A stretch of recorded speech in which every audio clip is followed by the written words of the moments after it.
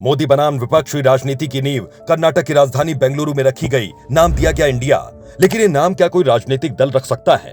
क्या है इस नाम को लेकर ट्रेडमार्क या फिर डिजाइन का कानून? आइए जानते हैं। तो Indian national developmental inclusive alliance नाम से बना यह नया गठबंधन अब 2024 का चुनाव लड़ेगा। नारा लगाएगा इंडिया बनाम एनडीए का। तो क्या देश का नाम इस तरह से इस्तेमाल किया जा सकता है?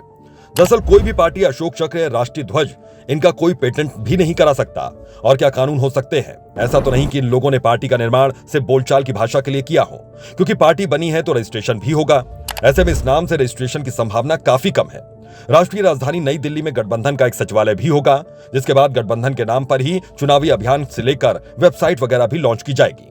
ऐसे में अशोक चक्र या राष्ट्रीय ध्वज जो कि इंडिया को स्थापित करता है, वो ये गठबंधन इस्तेमाल नहीं कर पाएगा। आगे बात आएगी चुनाव आयोग की, तो यह तय है कि कोई भी नया राजनीतिक दल गठित होता है तो वो उसके लिए आवेदन चुनाव आयोग के पास लेकर जाएगा और यह आवेदन उसे निर्वाचन सदन को देना होगा। प्रक्रिया आगे बढ़ेगी और रजिस्ट्रेशन होगा और इस नए गठबंधन को इसका अपना चुनाव चिन्ह भी मिलेगा। लेकिन बात यह भी है कि गठबंधन का नाम बिना रजिस्ट्रेशन के भी कागज पर हो सकता है और मुंहजबानी हो सकता है। इसे रजिस्टर कराने की कोई जरूरत नहीं है। Now, with all 26 parties, a new name is given, that is Indian National Developmental Inclusive Alliance. NDA, can you challenge India? Bhajpa, can you challenge India? So our challenge will be all focus, all publicity, all campaigning, all program. It will be under the banner of India. What is the fight? Who is the fight between? And we realize the fight is not between two political formations. The fight is a fight to defend the idea of India.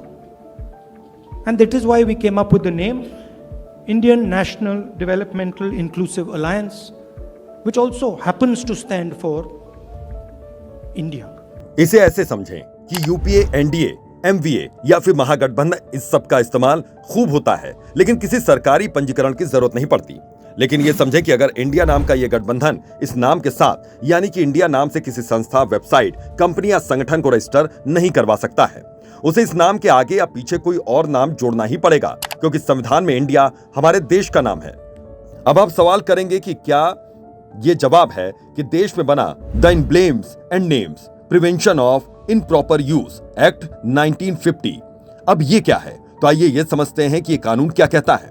तो सीधी सरल simple भाषा में ये कानून कहता है कि कुछ खास नाम, उसके चिन्ह और प्रतीकों को रजिस्टर नहीं करवाया जा सकता। अब वो क्या है? तो जवाब है कि 20 ऐसी चीजों की लिस्ट जिसका इस्तेमाल रजिस्ट्रेशन के लिए नहीं किया जा सकता है। उदाहरण के तौर पर हमारे चैनल का नाम लॉ स्ट्रीट भारत है, न कि सिर्फ भारत यानी कि इंडिया। लॉ स्ट्रीट के साथ भारत यानी इंडिया का रजिस्ट्रेशन संभव है, लेकिन सिर्फ भारत नहीं हो सकता।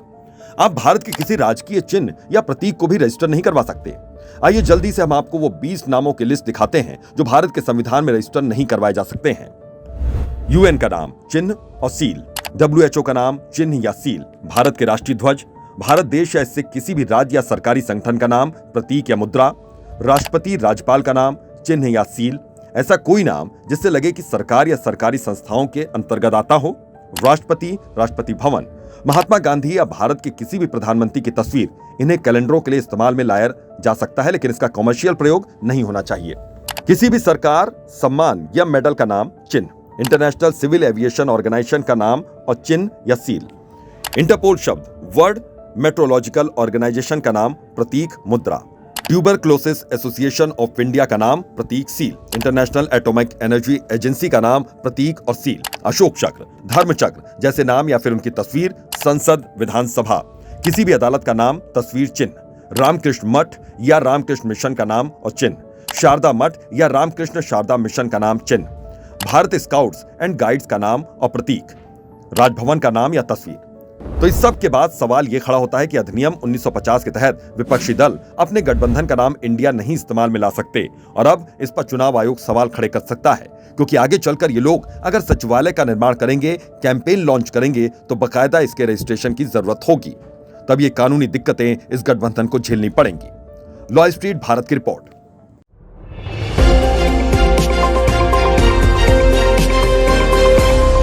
लॉ स्ट्रीट भारत, राष्ट्र के हित में।